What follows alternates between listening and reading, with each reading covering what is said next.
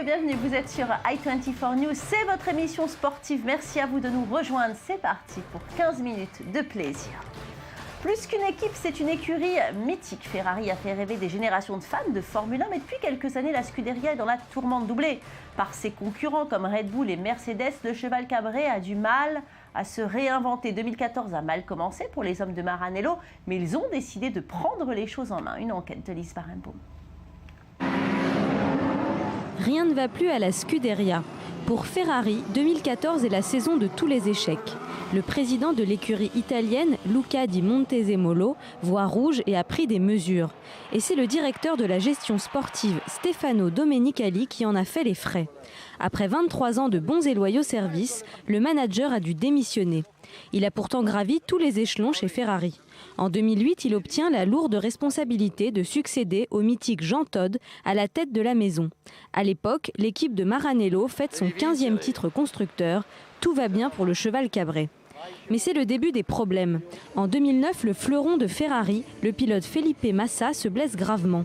Il est remplacé par Michael Schumacher, qui rate son grand retour à cause d'un accident de moto. L'écurie mise tout sur son nouveau poulain, Fernando Alonso. Mais le pilote espagnol peine à devancer les hommes de Red Bull, menés par Sebastian Vettel. En 2013, le nouvel adversaire est Mercedes. Ferrari s'incline sans arrêt devant la flèche d'argent. L'homme de l'année sur les circuits, c'est bien Lewis Hamilton qui enchaîne les podiums. J'ai vraiment ressenti beaucoup d'énergie. Je n'aurais pas pu faire ça sans l'énorme travail de l'équipe. C'est incroyable. L'équipe italienne parie sur son nouveau V6 turbo hybride pour retrouver les sommets. Mais le moteur italien manque cruellement de puissance. La Scuderia a raté le coche de la motorisation hybride et les pilotes en sont conscients. Évidemment, les règles ont changé depuis l'année dernière. Donc les choses se sont un peu modifiées, mais c'est vraiment la consommation d'essence qui va être cruciale. Cette saison a très mal commencé. À Melbourne, Bahreïn et en Malaisie, le cheval cabré n'a pas réussi à s'imposer. Au classement provisoire, Ferrari, donc, n'est que 5e. Avec seulement 33 points, la Scuderia accuse un retard abyssal sur ses rivaux. Nous savons que nous affrontons des adversaires très sérieux avec Mercedes, avec Red Bull, avec toutes ces équipes de très haut niveau. Nous allons tenter de faire de notre mieux. Pour remplacer Domenicali, Ferrari a fait jouer la promotion interne. C'est le directeur de la division nord-américaine qui a été choisi. Marco Mattiacci est un as du marketing, mais il n'a jamais géré une équipe de course. Un pari osé, mais qui démarre plutôt bien. Alonso a décroché la 3e place au Grand Prix de Chine.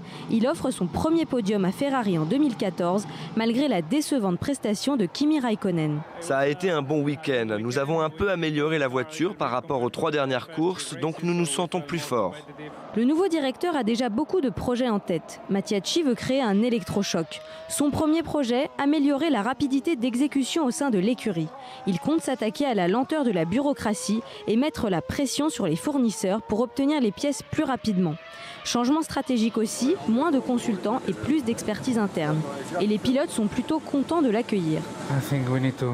Je pense qu'il faut lui donner du temps et voir comment il s'adapte. Il est trop tôt pour dire s'il sera très bon ou très mauvais. Avec un nouveau directeur et une nouvelle organisation, c'est peut-être le point de départ d'une révolution rouge chez Ferrari. Et nous recevons par Skype David Barour, journaliste à Canal+ et spécialiste de Formule 1. David, bonjour, bienvenue sur i24 News. Bonjour, bonjour à tous. Alors Ferrari n'a rien gagné depuis le début de la saison, c'est pas usuel pour l'écurie qui nous a vraiment habitués à mieux. Avec ce nouveau directeur, pensez-vous que Ferrari va réussir à remonter la pente? Alors pas tout de suite, c'est évident. Marco Mattiacci, c'est un novice en Formule 1, c'est un ancien responsable des ventes de Ferrari en Amérique du Nord, donc il débarque un peu au sein de la Formule 1. Et puis c'est pas un ingénieur, donc il va d'abord devoir faire un audit dans l'écurie pour voir ce qui marche, ce qui ne marche pas, peut-être prendre des décisions à court terme, peut-être à moyen terme, peut-être restructurer l'équipe. Donc il ne faut pas s'attendre à des gros changements dans la Scuderia dans les prochains mois. Il faudra plus peut-être voir dans les 6 prochains mois ou peut-être l'année prochaine si vraiment l'écurie est capable de se redresser. Oui, donc il va falloir se reconstruire. En tous les cas, les nouveaux moteurs, on a l'impression que c'est une évolution technologique, mais une vraie plaie pour les constructeurs. C'est vrai que ce moteur V6 turbo-hybride, c'est une révolution en Formule 1. Les voitures sont désormais équipées de 3 moteurs, dont 2 électriques, car la F1 se veut moderne, donc écologique, et que c'était un défi énorme pour les 3 constructeurs, que ce soit Ferrari, Renault et donc Mercedes, de faire cohabiter ces 3 moteurs au sein d'une Formule 1. C'est une plaie un peu pour Renault, qui a eu beaucoup de mal à créer et à intégrer ce moteur dans les monoplaces qu'elle équipe. En revanche, pour Mercedes, on peut dire que ça se passe bien et pour eux, ils sont plutôt contents de ce changement. Alors David, on sait que les pilotes reçoivent des ordres dans leurs oreillettes de la part des ingénieurs. Est-ce que vous pensez que c'est une aide ou bien ça les perturbe dans leur autonomie ? Ça dépend. On sait que les voitures sont désormais tellement sophistiquées qu'ils ont un besoin impératif d'avoir l'aide des ingénieurs et l'aide du stand. C'est-à-dire qu'on peut pas conduire une Formule 1 maintenant si on n'a pas un ingénieur dans son garage qui règle le moteur, par exemple. Lors du dernier Grand Prix, Nico Rosberg avait un problème de télémétrie. C'est-à-dire la télémétrie, ce sont les données qui sont envoyées de la voiture vers le stand, vers le garage. Eh bien, on sait qu'il a raté son départ à cause de ça. Donc, d'un côté, on a besoin de cette communication entre le pilote et son stand. C'est vrai que de notre, c'est un peu comme les coureurs du Tour de France. On est bien qu'avant, ils n'avaient pas d'oreillette et ils pouvaient attaquer s'ils le souhaitaient sans avoir à demander l'ordre de leur manager. En Formule 1, c'est aussi un peu ça. Parfois, ils sont un peu bridés. On leur demande, il y a les consignes d'équipe, on leur demande de laisser passer leurs coéquipiers, de ralentir, d'accélérer. Donc ça nous frustre un peu. Mais d'un point de vue technologique, c'est impératif d'avoir une liaison entre son stand et la voiture. Alors, on va parler de Mercedes. Est-ce que vous pensez que la marque est partie pour rester leader pendant longtemps ? Oui, Mercedes a une longueur d'avance, clairement. Lewis Hamilton et Nico Rosberg ont remporté les 4 premiers Grands Prix de la saison. L'écurie reste même sur 3 doublés consécutifs. Donc, il serait très surprenant de ne pas voir les Mercedes remporter le titre de champion du monde et constructeur et pilote. Après, il reste encore 15 courses. On est qu'au début de la saison. On sait que les Red Bull, emmenés par Sébastien Vettel, qui est quand même quadruple champion du monde, et puis par son jeune coéquipier australien, Daniel Ricciardo, ont quand même des arguments pour revenir dans la saison, dans la course, au moins aux victoires. Mais on sent quand même Mercedes vraiment bien parti pour remporter les 2 titres cette année. Alors David, on commémore cette semaine les 20 ans de la mort tragique d'Ayrton Senna. Est-ce que vous pensez que ce genre de drame va pouvoir être évité aujourd'hui grâce au progrès justement technologique ?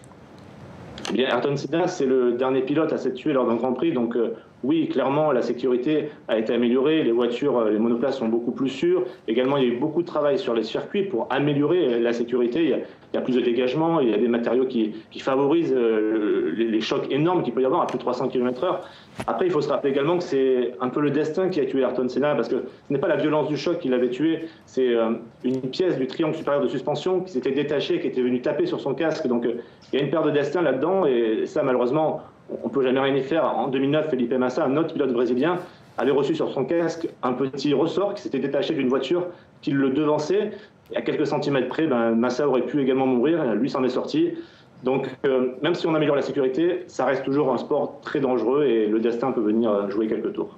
Merci beaucoup, David Barour, de votre intervention sur i24 News.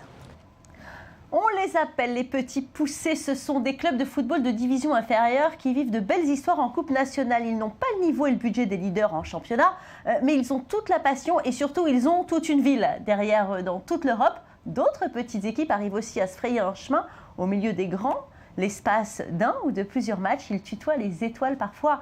Ils vont même jusqu'au bout de leurs rêves et remportent le titre suprême. Regardez le reportage sur ces équipes qui nous passionnent chaque année.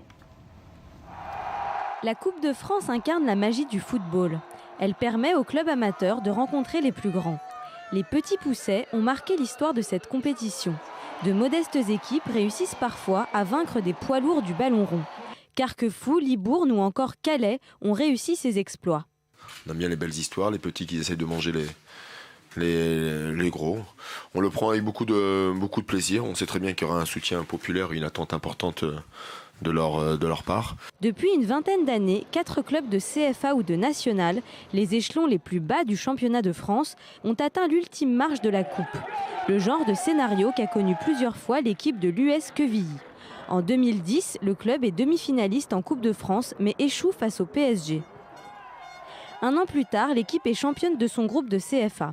Point d'orgue en 2012, lorsque les joueurs de 3e division éliminent successivement Angers, l'OM et le Stade Rennais. Les Normands s'offrent une finale au Stade de France face à Lyon, mais perdent 1-0. On est une petite équipe encore amateur, donc on a fait ce qu'on a pu sur le terrain. Maintenant, bon, voilà, rien de plus, hein, ça reste une petite équipe, donc bon, on s'est battu, on n'a pas gagné, on n'a pas démérité, mais bon, voilà quoi. L'occasion d'une vie pour les fans et l'entraîneur de l'équipe, pas mal pour une ville de 26 000 âmes seulement.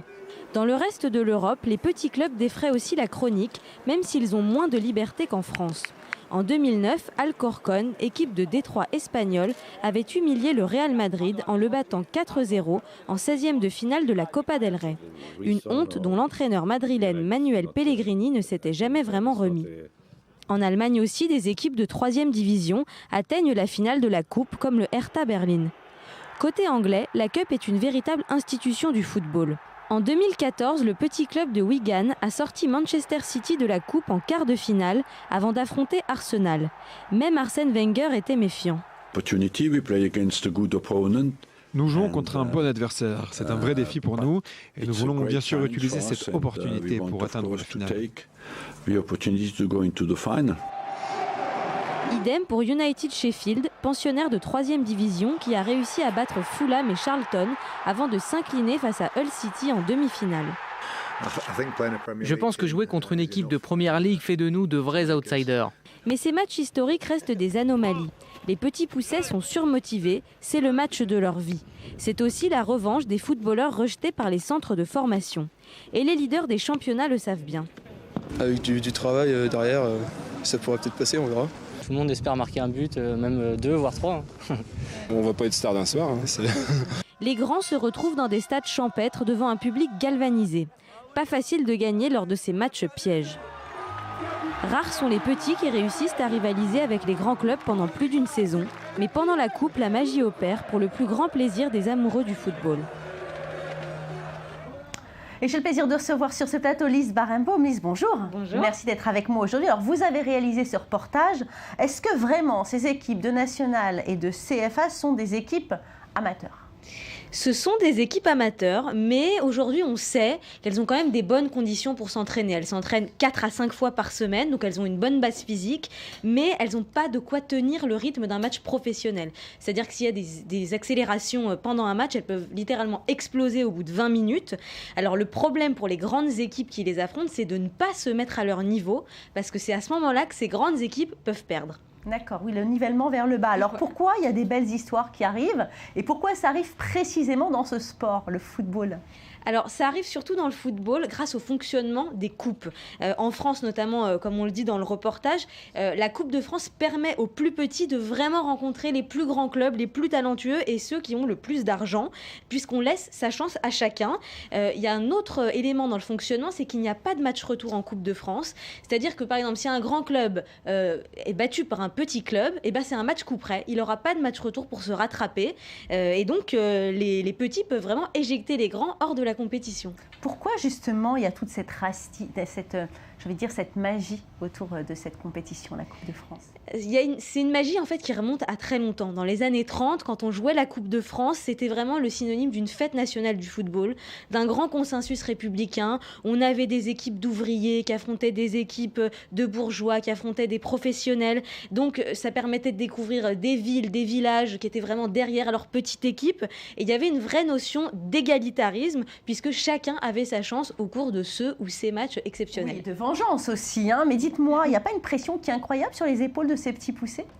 Ils ont beaucoup de pression, mais en même temps, ils savent que c'est leur occasion de briller. C'est leur occasion de se faire connaître. Donc, ils arrivent vraiment gonflés à bloc. On se souvient en 2011 de Chambéry, club de CFA2, l'équivalent de la 5e division, qui avait réussi à éliminer de la Coupe de France 3 clubs de Ligue 1, Monaco, Brest et Sochaux. Donc, les Chambériens étaient devenus la terreur de la Ligue 1. Et puis, en 2009, on a Guingamp, l'en avant Guingamp, qui est en Ligue 2 et qui réussit à gagner la finale au Stade de France. Alors, on a l'impression que les grands clubs sont un petit peu blasés en fait, qu'ils n'investissent pas trop finalement dans ces compétitions.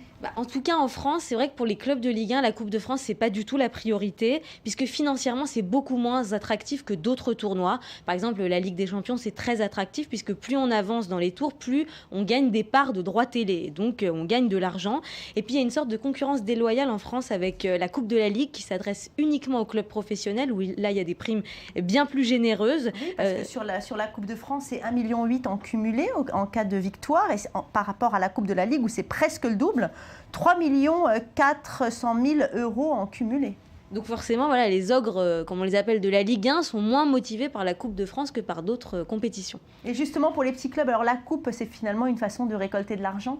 Oui, pour eux, c'est vraiment le moyen de refaire un peu leurs finances, déjà parce qu'ils vendent beaucoup de billets pour ce genre de match. Et puis, parfois aussi, les grands qu'ils affrontent leur font des dons. Par exemple, l'Olympique lyonnais a donné 120 000 € au club de la Suze en janvier dernier.